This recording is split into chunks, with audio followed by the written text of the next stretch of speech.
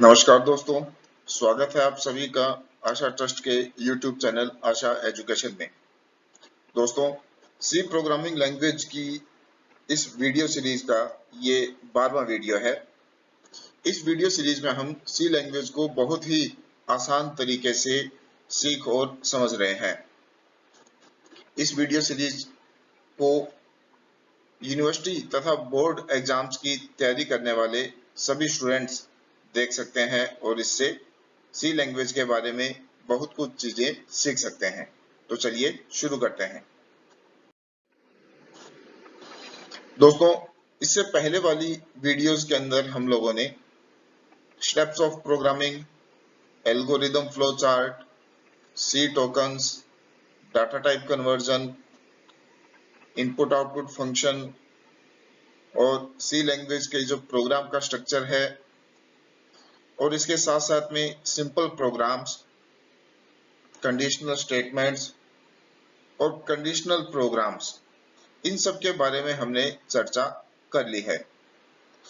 यदि आपने पहले के वीडियोस नहीं देखे हैं तो आप सभी से रिक्वेस्ट है कि इस वीडियो सीरीज के सभी वीडियोस शुरू से एक एक कर आप देखें, जिससे सी लैंग्वेज समझना और सीखना बिल्कुल आसान हो जाएगा। हम लोगों ने इसमें सिंपल प्रोग्राम्स, काफी प्रोग्राम हमने उसमें डिस्कस किए हैं। इसी तरीके से कंडीशनल प्रोग्राम के जिनमें कंडीशंस का यूज होता है, उसके लिए हमने प्रोग्राम डिस्कस किए थे जो कि एग्जाम पॉइंट ऑफ व्यू से इम्पोर्टेंट है। तो आप सभी को शुरू से सभी वीडियोस देखनी चाहिए।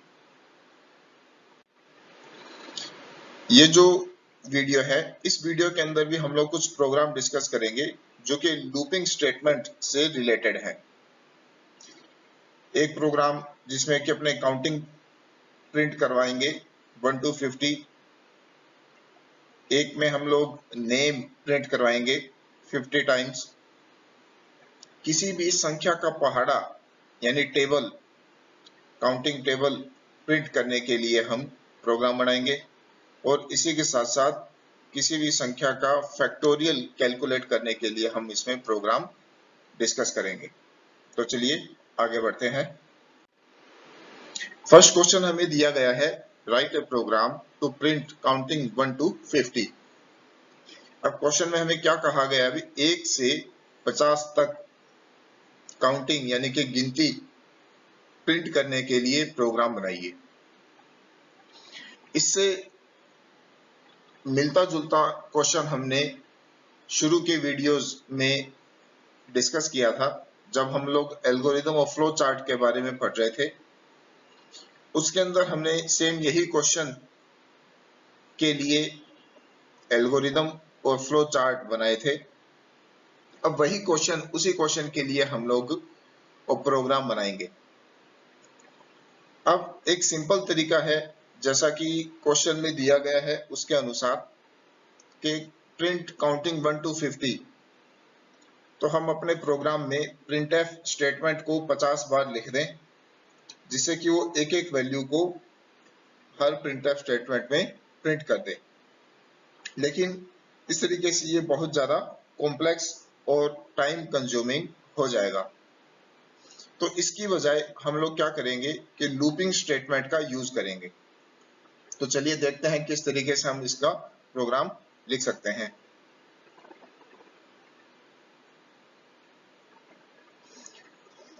हमने देखा मेन फंक्शन में हमने इंटीजर टाइप का एक वेरिएबल लिया i और हमने फॉर लूप लिखा। फॉर लूप के अंदर अपन ने लिखा i equals to 1, i less than equals to 50 और i प्लस प्लस।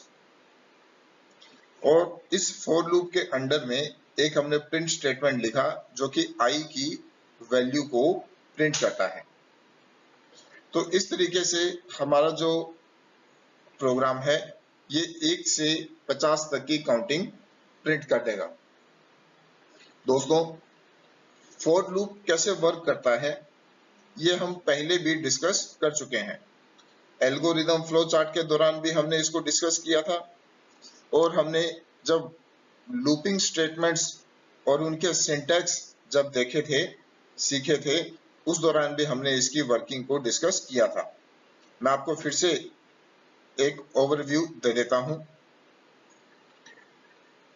जो फॉर लूप है, फॉर लूप का ये फर्स्ट जो पार्ट है, इसे इनिशियलाइजेशन कहते हैं, यानी लूप की शुरुआत को ये बताता है।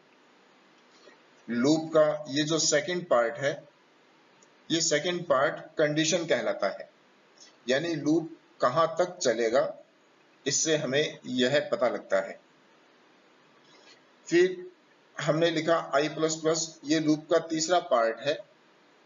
ये लूप को आगे बढ़ने का तरीका बताता है कि ये इंक्रीजिंग ऑर्डर में, यानी आगे बढ़ते हुए क्रम में लूप कार्य करेगा। अब क्या कार्य करेगा और कैसे करेगा, वो हम लोग और देखते हैं और समझते हैं। शुरुआत में i की वैल्यू हमने लिखी है i = 1। तो ये जो i = 1 है, ये लूप को एक बार शुरू कर देगा और इसके बाद हमने कंडीशन अप्लाई करी, इफ i < 50, ये कंडीशन चेक होगी क्या i 50 से छोटा है। कंडीशन ट्रू है क्योंकि i की वैल्यू 1 है जो कि 50 से छोटा है। तो क्या होगा, इस लूप के अंडर में जो स्टेटमेंट लिखा हुआ है printf i, यानी i की जो वैल्यू है वो प्रिंट हो जाएगी। और i की वैल्यू शुरू में कितनी है, i की वैल्यू शुरू में है 1, है ना, 1। फिर i++ होगा, i की वैल्यू कितनी हो जाएगी, 2। फिर से कंडीशन टेस्ट होगी, क्या i यानी कि 2 छोटा है 50 से, हाँ है तो फिर से printf i की वैल्यू प्रिंट होगी। इस बार i की वैल्यू कितनी है, 2। फिर i++ होगा, i की वैल्यू हो जाएगी 3। फिर से कंडीशन टेस्ट होगी, क्या i की वैल्यू 50 से छोटी है, यानी कि जो i की वैल्यू 3 है, क्या वो 50 से छोटी है, जी हाँ है तो फिर से फिर से i की वैल्यू प्रिंट कर दी जाएगी जो कि है 3। फिर i++ होगा, i की वैल्यू हो जाएगी 4। फिर से कंडीशन चेक होगी। तो इस तरीके से ये जो लूप है, ये हर बार कंडीशन को चेक करेगा। और कब तक चेक करेगा, जब तक i की वैल्यू बढ़ते बढ़ते 50 के बराबर ना हो जाए। जैसे ही i की वैल्यू 50 होगी, ये फिर से कंडीशन चेक करेगा, क्या i बराबर है 50 के, यस, तो प्रिंट i, जो आगे है i की वैल्यू और 50 प्रिंट हो जाएगी। फिर से i++ होगा, i की वैल्यू 51 हो जाएगी। जैसे ही i की वैल्यू 51 होगी, कंडीशन चेक की जाएगी, क्या i छोटा है या बराबर है 50 के, लेकिन i की वैल्यू 51 हो चुकी है, तो ये कंडीशन फॉल्स हो जाएगी। जैसी कंडीशन फॉल्स होगी, ये लूप खत्म हो जाएगा और लूप खत्म होते ही नेक्स्ट स्टेटमेंट क्या लिखा हुआ है, गेट ch। और ये फंक्शन आपको मालूम है कि जब तक हम कोई कीबोर्ड से बटन प्रेस नहीं करेंगे, आउटपुट स्क्रीन को ये रोके रखेगा। तो हमने आउटपुट स्क्रीन में हमको दिखाई देगा कि जो काउंटिंग है वो 1 से 50 तक काउंटिंग इस तरीके से प्रिंट हो जाएगी। तो इस तरीके से ये जो फॉर लूप है ये वर्क करता है। अब देखते हैं नेक्स्ट प्रोग्राम। ये प्रोग्राम कहता है कि write a program to print your name 50 times. आप अपना नाम प्रिंट करने के लिए प्रोग्राम बनाइए। तो नाम कितनी बार प्रिंट करना है, 50 बार, 50 टाइम्स। तो उसके लिए क्या प्रोग्राम बनेगा, देखते हैं। सेम वही हमने क्या किया, इंटीजर टाइप का एक वेरिएबल लिया i और हमने फॉर लूप लगाया। सेम उसी तरीके से जैसे कि पीछे वाले प्रोग्राम में था, i = 1, i <= 50, i++, और हमने printf स्टेटमेंट लिखा और printf स्टेटमेंट के अंदर हमने लिखा आशा एजुकेशन।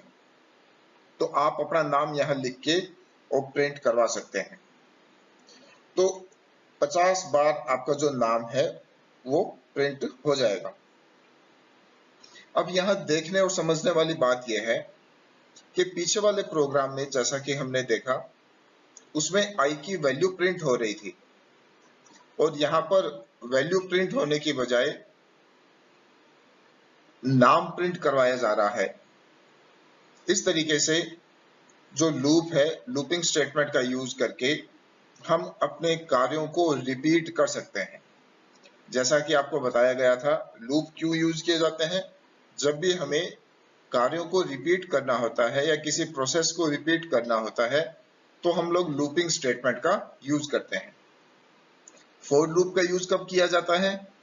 जब लूप का स्टार्टिंग पॉइंट और लूप का एंडिंग पॉइंट हमें ज्ञात हो तो हम लोग फॉर लूप का यूज कर सकते हैं। स्टार्टिंग पॉइंट क्या है? i इक्वल्स टू 1, यानी लूप की शुरुआत कहां से करनी है? 1 से।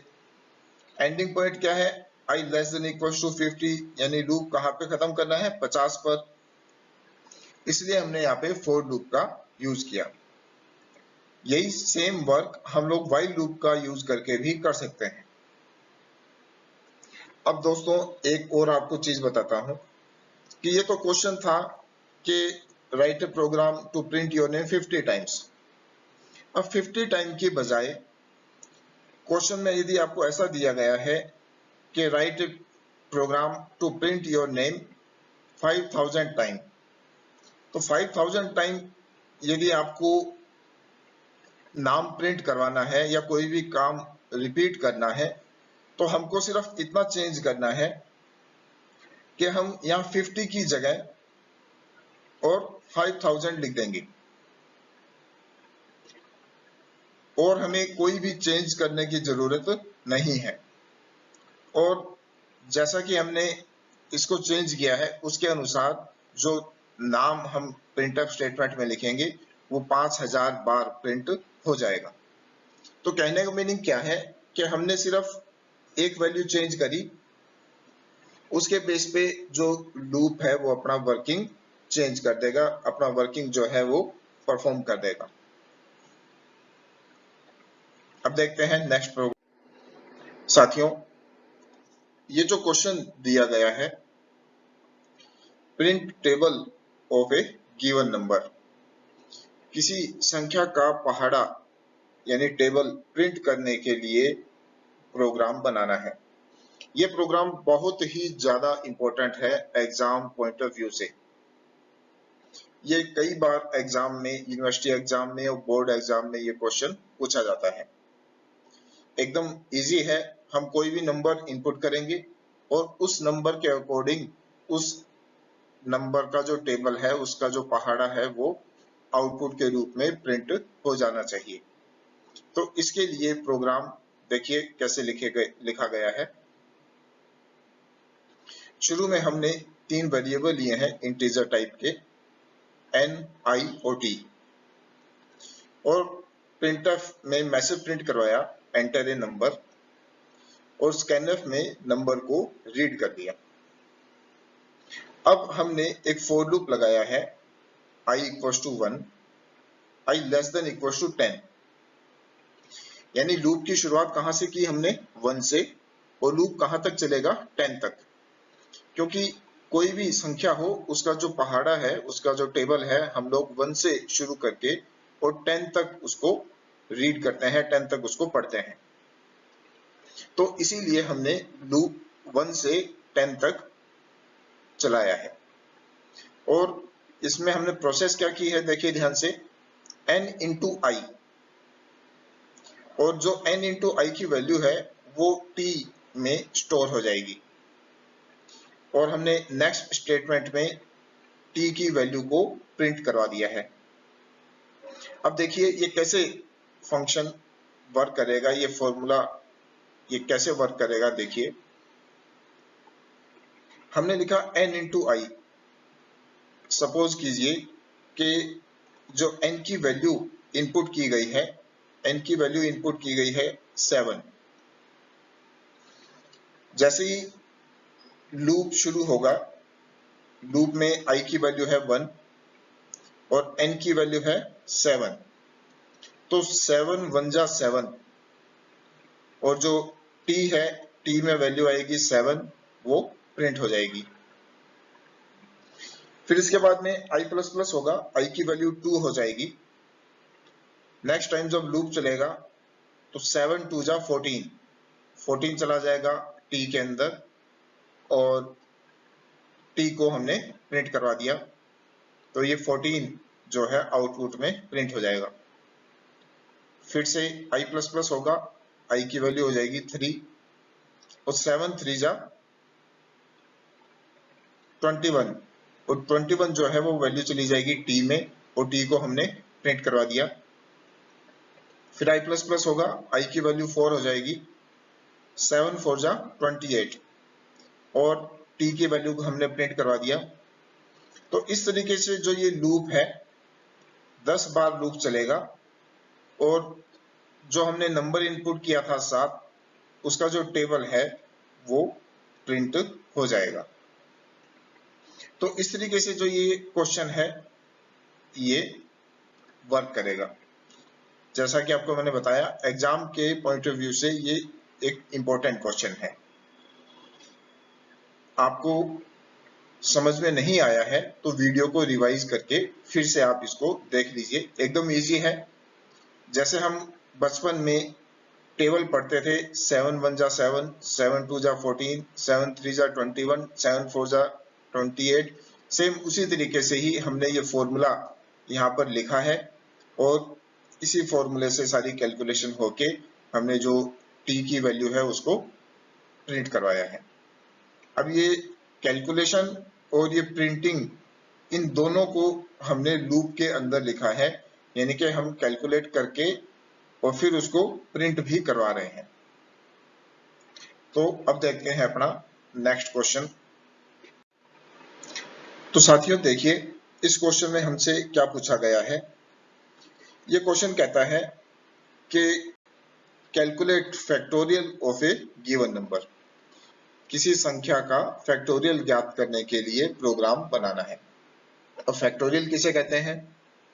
जो संख्या हमें दी गई है, 1 से लेकर के उस संख्या तक जितनी भी संख्याएं आती हैं, उन सब को आपस में मल्टीप्लाई करने पर जो रिजल्ट मिलेगा वही फैक्टोरियल होता है। अब देखते हैं इसे प्रोग्राम में हम कैसे कैलकुलेट करते हैं। तो देखिए ध्यान से, ये बहुत ही इंपॉर्टेंट क्वेश्चन है एग्जाम के अकॉर्डिंग। हमने यहाँ शुरुआत में 3 वेरिएबल लिए हैं, n, i और f, और हमने यहाँ पे f की जो वैल्यू है वो 1 स्टोर करवाई है। f को शुरू में इनिशियलाइज किया है 1 से। हमने मैसेज प्रिंट करवाया एंटर ए नंबर, स्कैनफ में n को रीड किया। फिर हमने ये लूप लगाया i इक्वल टू 1 और i less than equal to n। यहाँ ये नोटिस करने वाली बात है कि i का लूप कहाँ तक चल रहा है, n तक, यानी जो भी n की वैल्यू रीड की जाएगी उतनी बार ये लूप चलेगा। और इस लूप में कैलकुलेशन क्या हो रही है, f equals to f into I, ये कैलकुलेशन हो रही है। अब हम इसको एग्जांपल से समझते हैं। अलग अलग वेरिएबल्स में वैल्यूज कैसे कैसे चेंज होगी, ये सारी चीज हम इसमें समझेंगे। तो शुरू में हम अज्यूम करते हैं कि जो n है, n की वैल्यू हम मानते हैं कि हमने इनपुट करी 5। फिर जो f है, f की वैल्यू हम इनपुट करते हैं, शुरुआत में f की वैल्यू हमने कितनी स्टोर करवाई है, 1। और जो i है, i की वैल्यू शुरुआत में कितने हैं, i की वैल्यू भी शुरुआत में है 1। अब जब लूप चलेगा i less than equal to n, तो i की जो वैल्यू है वो n से छोटी है, तो हम लूप के अंदर आएंगे। f इंटू आई, f 1 है, i भी 1 है, आपस में मल्टीप्लाई होगा और जो रिजल्ट है वो कहाँ चला जाएगा, इस f में। तो रिजल्ट क्या रहेगा, 1, और f में ये 1 स्टोर रहेगा। फिर से i प्लस प्लस होगा और जो i की वैल्यू है, इस बार i की वैल्यू कितनी हो जाएगी, i की वैल्यू हो जाएगी 2। और लूप के अंदर आएंगे f इंटू आई, यानी कि 2 1 जा 2, तो f की वैल्यू भी कितनी हो जाएगी, f की वैल्यू भी हो जाएगी 2। तो हम यहाँ पे लिख देते हैं ये f की वैल्यू हो गई 2। इसके बाद में फिर से लूप चलेगा, सॉरी i प्लस प्लस होगा और i की वैल्यू कितनी हो जाएगी फिलहाल 3, और फिर से ये लूप चलेगा और f इंटू आई, f इंटू आई कितना हो जाएगा 3 2 जा 6, और ये जो 6 है वो कहाँ चला जाएगा f में, तो f में वैल्यू आ जाएगी 6, हम लिख देते हैं f इक्वल टू 6। और i प्लस प्लस होगा, i की वैल्यू कितनी हो जाएगी 4, तो i की वैल्यू जब 4 हो जाएगी तो अपने इसको 4 लिख लेते हैं। फिर से i plus plus, sorry i plus plus हो चुका, i की वैल्यू 4 हो चुकी, लूप के हम अंदर आएंगे तो 6 4 जा 24, 6 4 जा 24, ये वैल्यू कहाँ चली जाएगी f में, f में वैल्यू आ जाएगी 24, तो हम यहाँ पर लिख देते हैं 24। फिर i प्लस प्लस होगा, i की वैल्यू अभी 4 है, अब प्लस प्लस होने के बाद में क्या हो जाएगी, i की वैल्यू हो जाएगी 5। फिर हमने किया f इंटू आई, यानी 24 5 जा 120, 24 5 जा 120, ये जो 120 है 120 ये कहाँ चला जाएगा f में, तो f की वैल्यू फिलहाल कितनी हो गई, f की वैल्यू हो गई साहब 120, तो यहाँ अपने लिख देते हैं f की वैल्यू हो चुकी है 120। फिर i प्लस प्लस होगा और i की वैल्यू कितनी हो जाएगी, अभी 5 है, i प्लस प्लस होने पर i की वैल्यू हो जाएगी 6, तो हम यहाँ लिख देते हैं 6। फिर कंडीशन चेक की जाएगी, क्या i छोटा है या बराबर है n के, i की वैल्यू 6 है और वो n से छोटा भी नहीं है और n के बराबर भी नहीं है, यानी ये कंडीशन फॉल्स हो गई। तो जैसी कंडीशन फॉल्स होगी ये लूप बंद हो जाएगा, और लूप के बंद होते ही हमने प्रिंटफ स्टेटमेंट लिखा हुआ है, और प्रिंटफ स्टेटमेंट में हमने जो i है, i की वैल्यू, सॉरी f है, f की वैल्यू को हमने प्रिंट करवाया है, और f की वैल्यू हमारे पास में कितनी है 120। तो इस तरीके से हमने देखा कि जो 5 है, 5 का फैक्टोरियल कितना होता है 120। अब ये कैलकुलेशन कैसे हो रही है, इसको अपने मैथमेटिकल तरीके से आपको मैं लिख के बता देता हूं। क्या हो रहा है कि 1 इंटू 2 इंटू 3 इंटू 4 इंटू 5, यानी कि 5 का फैक्टोरियल कैलकुलेट करना है, तो मैंने आपको जैसे बताया था अभी 1 से उस संख्या तक, यानी कि 5 संख्या है तो 5 तक आपस में सभी संख्याओं को मल्टीप्लाई करेंगे, तो क्या होगा 1 2 जा 2, फिर 2 3 जा 6, फिर 6 4 जा 24 और 24 5 जा 120, तो अपना रिजल्ट क्या आना चाहिए 120, और हमारे पास में रिजल्ट क्या आया है 120। तो इस तरीके से ये फैक्टोरियल कैलकुलेशन हो रही है। साथियों, ये जो क्वेश्चन है ये भी एग्जाम के पॉइंट ऑफ व्यू से बहुत ही ज्यादा इंपॉर्टेंट है। कई बार इसको प्रैक्टिकल एग्जाम में भी इसको पूछ लिया जाता है और थ्योरेटिकल एग्जाम में भी इसको कई बार पूछ लिया जाता है। तो इस क्वेश्चन को आप ध्यान से समझिए, यदि समझ में नहीं आया है तो वीडियो को रिवाइज करके फिर से देखिए, 100% आपको ये क्वेश्चन समझ में आ जाएगा।